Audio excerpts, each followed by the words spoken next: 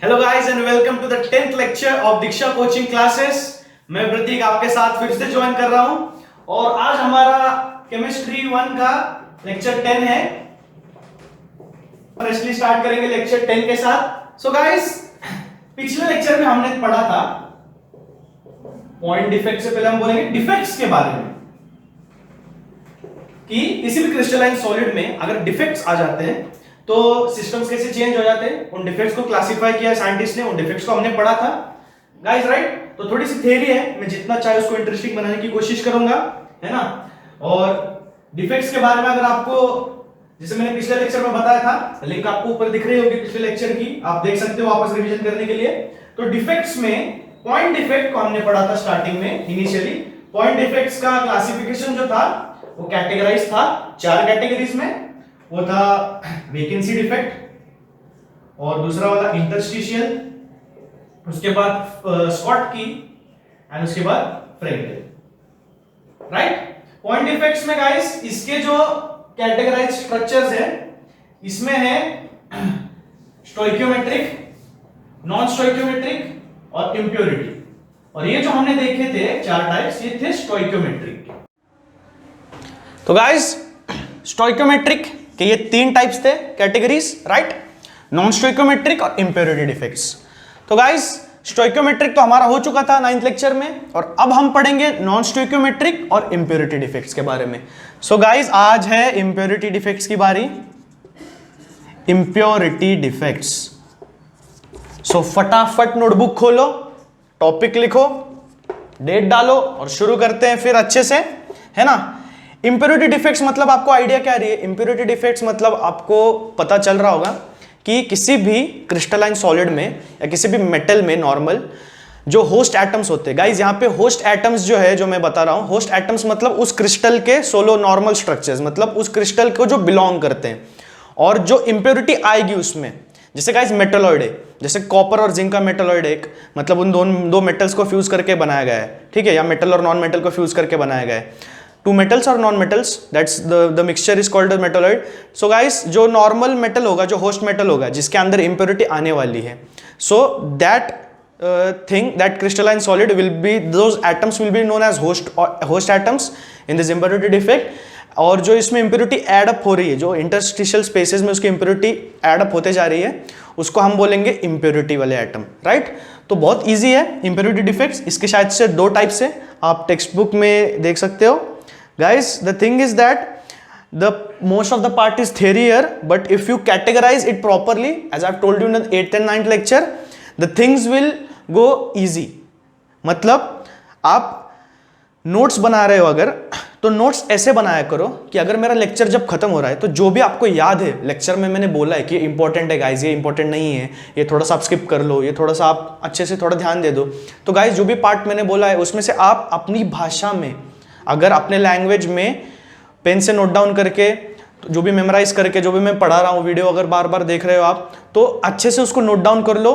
और गाइज आपको बहुत हेल्प करेगा एक हैंडराइटिंग में आपके लिखा हुआ, क्योंकि आपको आगे चल के चीज़ें भूल जाती है। अगर आपको अभी समझ में भी आ रहा है, जैसे मैंने बोला था पहले, अगर आपको अभी समझ में भी आ रहा है तो आगे चल के चीज़ें भूलने लगती है, थोड़ी थोड़ी धुंधली पड़ने लगती है। So guys the thing is that you have to keep memorising it, keep revising, and the thing is that I have already told you to make charts. इस पूरे जो क्लासिफिकेशन, इसका प्रॉपर एक चार्ट बना लो, बहुत इजी है, ठीक है ना। तो अब देखो इंप्योरिटी डिफेक्ट में पहला उन्होंने दिया है सब्स्टिट्यूशनल इंप्योरिटी डिफेक्ट, और उस दूसरा उन्होंने दिया है वैकेंसी थ्रू एलियोवेलेंट इंप्योरिटी। अब गाइस इसमें थोड़े से पहले वाले कंसेप्ट है बेसिक्स, उस पर हम थोड़ा ज्यादा फोकस करेंगे। अब देखो इंप्योरिटी डिफेक्ट इन्होंने इंट्रोडक्शन जैसे बताया, जैसे मैंने बताया कि इसमें कोई जो नॉर्मल क्रिस्टलाइन सॉलिड है उसके होस्ट एटम्स बोलते हैं हम उनको, और जो इंप्योरिटी बाहर से आती है, ठीक है, उसको हम इंप्योरिटी वाले एटम्स बोलते हैं। अब यहां पे पहला दिया है substitution impurity defect. Substitution impurity क्या होगा गाइस? इतने स्मार्ट तो आप हो गए हो कि आपको नाम से पता चल जा रहा है कि सब्स्टिट्यूशन इंप्योरिटी क्या हो रही है। सब्स्टिट्यूशन इंप्योरिटी, सब्स्टिट्यूशन माने कि क्या, यानी कि एक बंदे को निकाल करके दूसरा बंदा वहां पे डाल देना। सिमिलरली सब्स्टिट्यूशन इंप्योरिटी में किसी भी क्रिस्टलाइन सॉलिड में अगर सब्स्टिट्यूशन इंप्योरिटी आ रही है, मतलब क्या, उसके एटम को निकाल करके आप दूसरा इंप्योरिटी वाला एटम डाल रहे हो। अभी देखो यहां पे एग्जांपल क्या दिया है इन्होंने, कॉपर और जिंक, है ना। कॉपर और जिंक, इन दो एटम्स का अगर हमने फ्यूजन करके एक मेटलॉइड बना दिया, तो मेटलॉइड में नॉर्मल कॉपर आयन, कॉपर का जो क्रिस्टलाइन स्ट्रक्चर है उसमें मैंने जिंक वाले इंप्योरिटीज ऐड कर दिए ऐसे, राइट गाइस। तो ये हो गया सब्स्टिट्यूशन वाली इंप्योरिटी। अब बन रहा तो मेटलॉइड है, इसका इस्तेमाल भी बहुत अच्छा है, लेकिन इस इंप्योरिटी को, इसको इंप्योरिटी ही कहेंगे हम, है ना, क्योंकि जो सब्सटेंस प्योर नहीं है वो क्या है, इम्प्योर है of course. So this is the substitution impurity. बहुत इजी है गाइस, थोड़ा फटाफट हम ले लेंगे क्योंकि बहुत इजी वाला पार्ट है, आपको आगे बहुत अच्छे अच्छे पार्ट सीखने को मिलने वाले। अब देखो गाइस, इसमें थोड़ा सा कंसेप्चुअल है। Vacant second one, substitution impurity के बाद सब्स्टिट्यूशन इंप्योरिटी। अब देखो इसके लिख लो फटाफट। इंप्योरिटी डिफेक्ट्स में दो टाइप्स, एक सब्स्टिट्यूशन वाला, एक एलियोवेलेंट वाला, ऐसा फटाफट कैटेगराइज कर लो, है ना। अब एलियोवेलेंट इंप्योरिटी, एलियोवेलेंट इंप्योरिटी में बेसिकली क्या होता है गाइस, किसी भी एटम में, किसी भी क्रिस्टलाइन सॉलिड में, उसमें ऐसे आयंस इंप्योरिटी के तौर पे आ जाते हैं जिसकी वजह से वो दो एटम्स जो होते हैं, एक होस्ट एटम होता है जिसका सबका ऑक्सीडेशन स्टेट सेम होता है, और दूसरा जो इंप्योर है वो कोई दूसरे ऑक्सीडेशन स्टेट का आकर के उसमें बैठ जाता है। तो गाइस देखो, अब यहां पे क्या एग्जांपल दिया है, बहुत अच्छा एग्जांपल है। एक SrCl2 का क्रिस्टलाइन सॉलिड है और एक NaCl का क्रिस्टलाइन सॉलिड है। अब देखो NaCl वाले जो क्रिस्टलाइन सॉलिड है, मतलब Na का प्लस है, Cl का माइनस है, Na का प्लस है, Cl का माइनस है, ऐसा एक वेब बना गया जो आपको स्क्रीन पे दिख रहा है। ये वेब दिख रहा है आपको, Na plus Cl minus, Na plus Cl minus, Na plus Cl minus. अब आपको ऑक्सीडेशन स्टेट पता होना चाहिए क्या है। सो गाइस, ऑक्सीडेशन स्टेट और वैलेंसी, इन दोनों में आपको डिफरेंस प्रॉपर पता होना चाहिए, क्योंकि बहुत बार बंदे जो है वो उसको मिसकंसेप्शन में ले लेते। तो चाहे हमारा लेक्चर थोड़ा सा एक्सटेंड हो जाए, लेकिन हम इन बेसिक कंसेप्ट्स को थोड़ा सा वापस रिवाइज करेंगे, because they are important. Okay, important why important, CT point of view, JE point of view, अगर मैं पॉइंट ऑफ व्यू आपको समझाने लगूं तो आपकी उम्र पॉइंट ऑफ व्यू समझने की हो गई है, क्योंकि आपको समझना चाहिए कि बेसिक्स कितने जरूरी है, रूट्स बहुत जरूरी है। सो ऑक्सीडेशन स्टेट्स को हम डिस्कस करेंगे। ऑक्सीडेशन स्टेट यानी कि क्या, अगर कोई कंपाउंड बन रहा है, राइट, अगर कोई कंपाउंड बन रहा है उसमें लॉस और गेन ऑफ इलेक्ट्रॉन, जो चार्ज आता है उस इलेक्ट्रॉन पे, उस एटम पे, इलेक्ट्रॉन्स को लूज करने के लिए या गेन करते वक्त, ठीक है, किसी भी कंपाउंड में, तो उसको हम बोलते हैं ऑक्सीडेशन स्टेट। और वैलेंसी मतलब क्या, वैलेंसी मतलब कंबाइनिंग कैपेसिटी, मतलब कि क्या, उसके बाहर के आउटर मोस्ट शेल में कितने इलेक्ट्रॉन्स अवेलेबल हैं। मतलब कि क्या, मैं Na की जो है, Na की इसकी वैलेंसी अगर मैं बोलूं, इसका कोऑर्डिनेशन, मैं इलेक्ट्रॉनिक कॉन्फ़िगरेशन लिखूं 281, है ना, इसकी एटॉमिक नंबर क्या है इसका 11, तो 281 मैंने लिख लिया। इसकी वैलेंसी 1 है, राइट गाइस, क्योंकि 1 इलेक्ट्रॉन डोनेट कर सकता है इसको खुद को स्टेबलाइज करने के लिए। लेकिन अगर मैं इसका कंपाउंड बनाऊं, यानी कि Na2CO3, है ना, या NaCl, तो इसने क्या किया, Na ने इसके जो 281 थे और Cl के पास जो 287 था, ये 1 इसने इसको दे दिया, तो इसका ऑक्सीडेशन स्टेट हो गया +1, क्योंकि इसने इलेक्ट्रॉन डोनेट कर दिया। और अगर मैं बोलूं कि Na जब स्टेबल है, जब ये सोलो एलिमेंट है, फ्री, तो इसका ऑक्सीडेशन स्टेट होगा 0। ऑक्सीडेशन स्टेट क्या होगा, 0। किसी भी फ्री एलिमेंट का ऑक्सीडेशन स्टेट 0 होता है हमेशा। क्यों, क्योंकि ऑक्सीडेशन स्टेट हमेशा तभी काम करता है, ऑक्सीडेशन स्टेट यानी कि चार्ज, बेसिकली वो तभी काम करता है जब कोई कंपाउंड बन रहा हो। किसी कंपाउंड में इलेक्ट्रॉन्स का लेन देन कितना हुआ है उसकी जो मेजर रखता है वो उसको बोलते हैं ऑक्सीडेशन स्टेट। वैलेंसी यानी कि क्या, उसकी कंबाइनिंग कैपेसिटी, यानी कि बेसिकली आउटर मोस्ट शेल में कितने इलेक्ट्रॉन्स है। अगर हम इसकी वैलेंसी देखें, Na की वैलेंसी यहां पे 1 है और इसी Na की हम ऑक्सीडेशन स्टेट देखें तो 0 है। That's the basic difference. When Na you count in the context of making a compound, the thing changes. That is the charge we count it as oxidation state. That is how much electron give and take is happening. And valency is the normal combining capacity. That is how many electrons are present in the outermost shell, and those electrons can participate in the compound formation. Understood guys? तो valency और oxidation state I hope आपको समझ में आ गया होगा, क्योंकि guys क्योंकि देखो यहां पे आगे इंटरस्टिशियल मेटल डेफिशिएंसी, इसमें जब आप पढ़ोगे तो मेटल्स में, आयंस में ये सारी चीजें आएंगी, ऑक्सीडेशन स्टेट, वैलेंसी। तो अगर आपको पता होगा कि क्या हो रहा है एक्चुअली, डिफेक्ट किस वजह से बन रहा है, तो आप इमेजिन करके थोड़ा सा आप अपने वर्ड्स में इस आंसर को लिख सकते हो, आप नोट्स बनाने में थोड़ा सा आपको आसान हो जाएगा, राइट गाइस। तो यहां पे देखो अब क्या हुआ है कि NaCl का जो एटम है, NaCl, इसमें Na की ऑक्सीडेशन स्टेट क्या है, Na और Cl में जब कंपाउंड बन रहा है तो इसके ऑक्सीडेशन स्टेट Na की क्या हुई, +1 हुई, क्योंकि ये Cl को डोनेट कर रहा है, और Cl की ऑक्सीडेशन स्टेट क्या हो गई, -1, क्योंकि ये Na से ले रहा है, ठीक है। अब इसका ऑक्सीडेशन स्टेट +1 है Na की। अब SrCl2 क्या कर रहा है, SrCl2 की ऑक्सीडेशन स्टेट है +2, क्योंकि ये 2 इलेक्ट्रॉन Cl को दे रहा है यहां पे, इसीलिए मतलब Sr का एक मॉलिक्यूल है, Cl के 2 मॉलिक्यूल है, 2 8 7 2 8 7, इसके 2 इलेक्ट्रॉन बाहर प्रेजेंट है, एक इसको दे रहा है, एक इसको दे रहा है, यानी कि इसने डोनेट किया इस कंपाउंड में, तो इसके +2 हो गया ऑक्सीडेशन स्टेट। Sr की ऑक्सीडेशन स्टेट अलग कंपाउंड फॉर्म करते वक्त अलग होगी, राइट, जितने इलेक्ट्रॉन्स ले दे रहा है उतने उसकी ऑक्सीडेशन स्टेट होगी, बेसिक। तो SrCl2 में यहां पे इसकी +2 है, तो गाइस +2 ऑक्सीडेशन स्टेट वाला Sr यहां पे आके बैठ जा रहा है इसके वैकेंसीज में, तो उसको बोलेंगे हम एलियोवेलेंट। एलियोवेलेंट मतलब क्या, एलियोवेलेंट आयन मतलब होस्ट आयन से अलग, उसकी ऑक्सीडेशन स्टेट होस्ट आयन से अगर अलग होगी उस आयन को हम एलियोवेलेंट आयन ऐसे बोलेंगे, राइट गाइस, समझ में आ रहा है।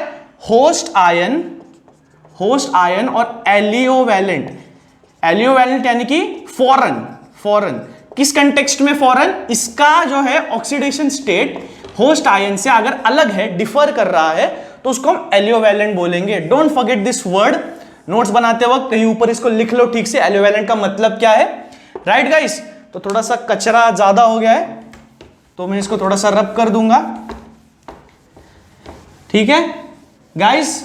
मैं आपको बोल रहा हूं अगर आपको कुछ समझ में नहीं आ रहा है तो पूछो गाइस, भगा के मत देखना बिल्कुल, क्योंकि हर एक सेकंड जो है, हर एक मिनट जो है, मैं आपको रिपीट करके इसलिए बता रहा हूं ताकि आप इरिटेट नहीं हो, बल्कि आपके दिमाग में वापस बम्बार्ड हो करके वो आपके दिमाग में फिट हो जाए। क्योंकि गाइस देखो, अगर आपको कोई चीज याद करनी है, कोई चीज अच्छे से आपको इम्बाइब करनी है, तो गाइस उसका बार बार थोड़ा सा बम्बार्डमेंट होना जरूरी है। फिलहाल बोर होगा, लेकिन गाइस थोड़ा सा कोऑपरेट करना है, आपको देखना है सही तरीके से कि क्या चल रहा है। गाइस अभी इंप्योरिटी डिफेक्ट चल रहा है हमारा, इंप्योरिटी डिफेक्ट में हमने सब्स्टिट्यूशन देख लिया है, सब्स्टिट्यूशन के बाद हम देख रहे हैं एलियोवेलेंट वाले कंसेप्ट को, एलियोवेलेंट सब्स्टिट्यूशन में क्या होता है, राइट गाइस। अब एलियोवेलेंट आपको समझ में आ गया, नहीं समझ में आया तो आप प्लीज कमेंट सेक्शन में मेंशन कर सकते हो।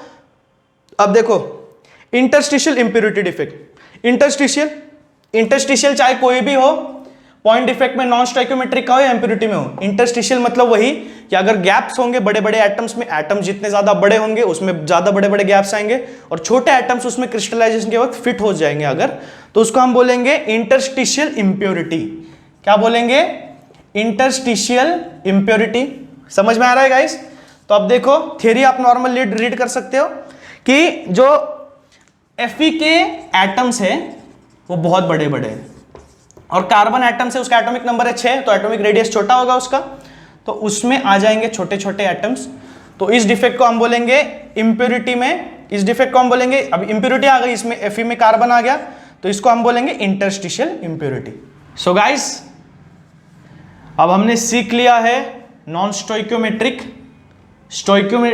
इंप्योरिटी, अब बारी है स्टोइकियोमेट्रिक की। गाइस थोड़ा सा थ्योरेटिकल है, बोर हो गए, रीड करते रहो, क्योंकि है तो इजी है, इसमें तो कुछ है नहीं, नाम है, नाम से पता चल जा रहा है ना, और मैं सिखा रहा भी अच्छा हो थोड़ा सा, तो आपको समझ में आ रहा होगा, ठीक है। अब स्टोइकियोमेट्रिक हो गया, नॉन स्टोइकियोमेट्रिक हो गया, सॉरी इंप्योरिटी हो गया, नॉन स्टोइकियोमेट्रिक, अब स्टोइकियोमेट्रिक। स्टोइकियोमेट्रिक जैसे मैंने बताया था पिछले लेक्चर में, तो आप वापस देख लीजिए, आपको रिवाइज करना होगा। तो स्टोइकियोमेट्रिक मैंने बताया था कि स्टोइकियोमेट्री यानी कि क्या, किसी भी कंपाउंड में एक बैलेंस्ड इलेक्ट्रॉन, बैलेंस्ड लेन देन का जो हिसाब होता है, यानी कि Na2CO3, यानी कि Na के 2 एटम्स, कार्बन का 1 एटम और ऑक्सीजन के 3 एटम, ऐसे सारा कॉम्बिनेशन चाहिए तभी जाके ये कंपाउंड बैलेंस होगा, इसके सिवा नहीं होगा, क्योंकि इसके इतने एटम्स नीडेड है एक इनके बीच में बॉन्ड बनाने के लिए। गाइस अगर मैं इसके एटम्स जो है वो इसके रिड्यूस कर दूं, इसके 1 कर दूं, इसके 2 कर दूं, तो ये क्या हो जाएगा, इम्बैलेंस हो जाएगा, यानी कि इसकी स्टोइक्योमेट्री चेंज हो जाएगी। सो दैट्स द रीजन, या NaCl मैंने बता दिया कि Na का एक ही एटम चाहिए, Cl के एक ही एटम चाहिए, ठीक है, अगर आपको बेसिक बताया जाए, क्योंकि Na के पास एक एटम है, Na इसको दे देगा Cl को, फुलफिल हो जाएगा, एक प्रॉपर बॉन्ड बन जाएगा। लेकिन Na के मैंने 2 कर दिए, Cl के 3 कर दिए, ऐसा कुछ कर दिया, तो गाइज होगा क्या, Cl के ज्यादा हो जाएंगे, Na के कम, यानी कि अनबैलेंस हो जाएगा, यानी कि क्या, Cl को इलेक्ट्रॉन की कमी होगी, क्योंकि Cl के 3 एटम है, यानी कि इसको एक एक एक हर एक को 3 इलेक्ट्रॉन चाहिए, लेकिन फुलफिल करने वाले सिर्फ 2 हैं, तो एक एटम तो अनफुलफिल्ड रह जाएगा, तो this is imbalance, this is stoichiometric imbalance. तो अगर ये होता है तो हम देखेंगे स्टोइक्योमेट्रिक डिफेक्ट, स्टोइक्योमेट्री में चेंजेस कितने आते हैं। तो गाइस स्टोइक्योमेट्री में ज्यादा देखने की जरूरत नहीं है, स्टोइक्योमेट्री में बेसिकली क्या है, स्टोइक्योमेट्री के 3 टाइप्स है, स्टोइक्योमेट्री डिफेक्ट्स के 3 टाइप है, वो है मेटल डेफिशिएंसी, मेटल डेफिशिएंसी यानी कि मेटल की कमी, मेटल आयंस की कमी, मेटल एक्सेस, अगर एक्सेस हो जाए तो, यानी कि इंटरस्टाइसिस में भर जाए तो, और तीसरा है by anion vacancy, by anion यानी कि जो वैकेंसी है वो एनायन जाकर के भर रहा है उसको। तो हम ये 1 बाय 1 देखेंगे, और आज का लेक्चर यही हमारा समाप्त होगा, यानी कि हमारी जो थ्योरेटिकल पार्ट है डिफेक्ट्स का, वो डिफेक्ट्स का कंसेप्ट पूरा क्लियर हो जाएगा, राइट गाइस। तो देखेंगे 1 बाय 1, चलो खत्म होने वाला लेक्चर, ध्यान दो अच्छे से, लास्ट चीजें हैं नोट डाउन कर लो। अब देखो मेटल डेफिशिएंसी, मेटल डेफिशिएंसी आपको क्या लग रहा है, अगर आपके सामने टेक्स्ट बुक है तो कुछ लोग रीड भी कर चुके होंगे कि मेटल डेफिशिएंसी क्या है। मेटल डेफिशिएंसी में क्या होता है कि अगर कोई एटम है, टेक्स्ट बुक में दिया है NiO, है ना, निकल ऑक्साइड है, निकल ऑक्साइड का जो एटम है इसमें Na2+ और O2- के इसके एटम्स ऐसे प्रेजेंट है, ठीक है, और Na2+ है। अब इसमें क्या होता है, कभी कभी Na2+ में जो वैकेंसीज आती है ना, वैकेंसी डिफेक्ट की वजह से Na2+ में जो भी वैकेंसीज आती हैं वो Ni3+ वाले एटम्स आकर के इसमें इंक्लूड कर देते हैं, यानी कि क्या होता है, जब Na+ वाले एटम्स बाहर चले जाते हैं, इसमें वैकेंसी बना देते हैं वैकेंसी डिफेक्ट्स की वजह से, तो क्या होता है, नेगेटिव चार्ज बढ़ जाता है, यानी कि ये सॉलिड बन जाता है इलेक्ट्रोनेगेटिव। तो इसकी इलेक्ट्रोनेगेटिविटी को बैलेंस करने के लिए अगर हायर ऑक्सीडेशन स्टेट वाले एटम इसको रिप्लेस करते हैं, है ना, तो ये 3+ आ गया, तो इसकी स्टोइक्योमेट्री जो है वो चेंज आ जाएगी, ये चेंज आ जाएगी। नहीं तो आप बोलोगे कि सब्स्टिट्यूशन इसमें क्या फर्क है, क्योंकि एक निकल रहा है दूसरा आ रहा है, लेकिन गाइस दूसरा जो आ रहा है उसका चार्ज अलग है, यानी कि उसका ऑक्सीडेशन स्टेट अलग है, यानी कि जो इसका डोनेशन है ये ज्यादा डोनेट कर रहा है, यानी कि 3+ चार्ज, यानी कि 3 इलेक्ट्रॉन इसने दे दिए हैं, और इसने 2+ यानी कि 2 इलेक्ट्रॉन दे दिए। तो गाइस अगर एटॉमिक नंबर में चेंज आएगा तो ऑफकोर्स स्टोइक्योमेट्री में चेंज आएगा ही आएगा। सो ये सब्स्टिट्यूशन डिफेक्ट ही है, लेकिन स्टोइक्योमेट्री में चेंज आया है, इसीलिए इसको स्टोइक्योमेट्रिक डिफेक्ट के पहले राउंड में इसको इंक्लूड किया गया कि स्टोइक्योमेट्री में मेटल डेफिशिएंसी, कि अगर किसी भी मेटल की डेफिशिएंसी कमी हो तो दूसरे जो मेटल इसको रिप्लेस कर रहे हैं वो हायर ऑक्सीडेशन स्टेट्स के हैं। So that's why the first type is metal deficiency of the stoichiometry and NiO nickel oxide is the example given. So guys दूसरा है metal excess. Metal excess में इन्होंने जिंक ऑक्साइड का example लिया है। अब जिंक ऑक्साइड 2 तरीके के मेटल एक्सेस दिखाता है। अब देखो मेटल एक्सेस मतलब क्या, यानी कि मेटल ज्यादा हो रहे हैं, यानी कि ZnO का समझो, मैंने एटम ले लिया ZnO, ऐसे इसका टाइप है समझो, है ना, ऐसे कुछ अरेंजमेंट होगा, अरेंजमेंट स्क्वायर में नहीं होगा, अलग तरह का होगा, हम सारे पॉइंट डिफेक्ट्स को स्क्वायर वाला अरेंजमेंट दिखा रहे हैं सिंप्लिसिटी के लिए। अब इसमें क्या होगा, न्यूट्रल Zn एटम इंटरस्टाइशियल स्पेसेस में आके बैठ जाएंगे, क्या होगा, न्यूट्रल Zn एटम्स, तो इसकी स्टोइशियोमेट्री में ZnO नहीं आएगा, Zn1, ये तो पहले से था, ZnO मतलब क्या, Zn1 है, O भी 1 है, राइट। अब Zn में 1+X आ जाएगा, X क्यों, जो न्यूट्रल एटम्स है उसको हम इंक्लूड कर लेंगे, यानी कि ZnO की स्टोइकियोमेट्री फिर से चेंज हो गई, राइट। जैसे मैंने यहाँ पे बता रहा था Cl के बारे में, तो ZnO में 1+X आ गए तो इसकी स्टोइकियोमेट्री चेंज हो गई। तो गाइस ये Zn न्यूट्रल एटम्स इसके इंटरस्टाइसेस में आके बैठ जाते हैं। दूसरा पार्ट ये है कि ZnO के क्रिस्टल्स को आप जब हीट करेंगे, क्या करेंगे, हीट को दिखाते हैं डेल्टा से, 10वीं में सीखा होगा, राइट। ZnO को अगर हम हीट करेंगे तो Zn2+ के आयंस फॉर्म होंगे, क्योंकि 2 इलेक्ट्रॉन्स इसके निकल करके आएंगे हीट की वजह से, और ऑक्सीजन के एटम्स निकल करके आएंगे। तो इसमें क्या होगा, यहां पे Zn2+ के स्ट्रक्चर फॉर्म हो जाएंगे, Zn2+, Zn2+, Zn2+, ऐसे आयोनिक क्रिस्टल इसका बन जाएगा, Zn2+, Zn2+, और बीच में OOO। और ये जो 2 इलेक्ट्रॉन निकले हुए हैं ये भी बीच बीच में आके डॉट की तरह बैठ जाएंगे। आपको फिगर में दिख रहा होगा स्क्रीन पे, टेक्स्ट बुक में भी है फिगर, देख लीजिए गाइस। देखिए इलेक्ट्रॉन जो है वहां पे डॉट डॉट से दिखाया हुआ है और Zn2+, वो इंटरस्टाइसिस में बैठे हुए हैं पूरे आयोनिक क्रिस्टल के, राइट गाइस। सो लास्ट वाला जो है हमारा कौन सा है, बाय एनायन। अब बाय एनायन में क्या होता है, इसमें नॉर्मल एनायन में इंटरस्टाइसिस बिठने की वजह से सरफेस पे इसमें कलर आ जाता है।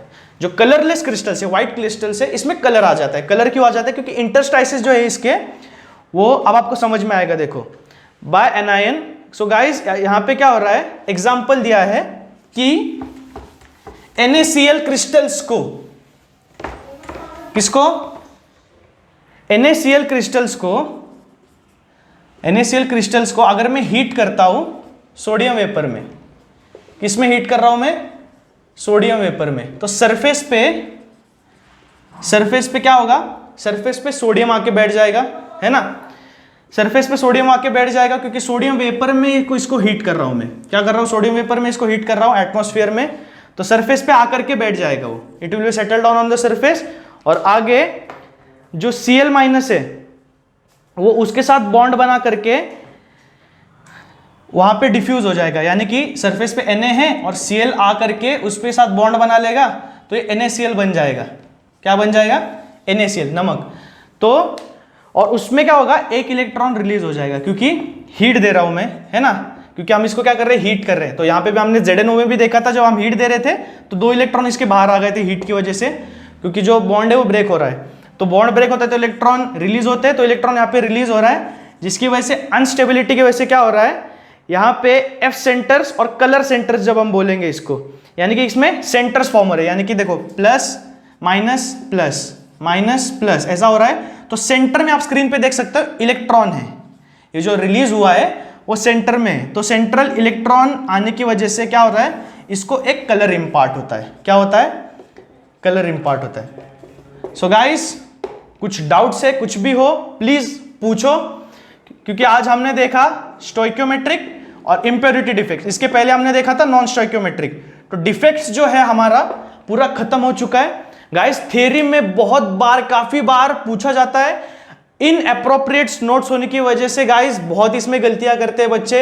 एग्जाम्पल जो है वो अलग अलग तरीके के हैं, यहाँ पे सोडियम जिंक ऑक्साइड का, निकल ऑक्साइड का, NaCl का बहुत बार आया है। तो कई दफा ऐसे हो जाता है कि हम कंफ्यूज हो जाते हैं किसमें क्या है किसमें क्या है, क्योंकि बहुत सारी चीजें बल्क में आ गई तो आसान चीजें भी बहुत डिफिकल्ट हो जाती है। तो गाइस वन लास्ट टाइम बोल रहा हूं, कैटेगराइज करना चीजों को बहुत इंपॉर्टेंट है। यहां पे तो डिफेक्ट्स में तो कैटेगराइज आपको सीख जाना चाहिए कि डिफरेंशिएट, कैटेगराइज, इस तरह से चीजें आसान होने लगती है। So guys we end up today's lecture here. आज थ्योरी था, अगले लेक्चर में और कुछ इंटरेस्टिंग सीखेंगे, बैंड गैप वगैरह थोड़ा सा बचा हुआ है उसको खत्म कर लेंगे। And guys we will end up with the solid state. I hope आपको लेक्चर पसंद आ रहा है। गाइस कमेंट सेक्शन में प्लीज मेंशन करिए, अगर आपको कुछ भी समझ में नहीं आ रहा तो ज्यादा से ज्यादा शेयर करिए।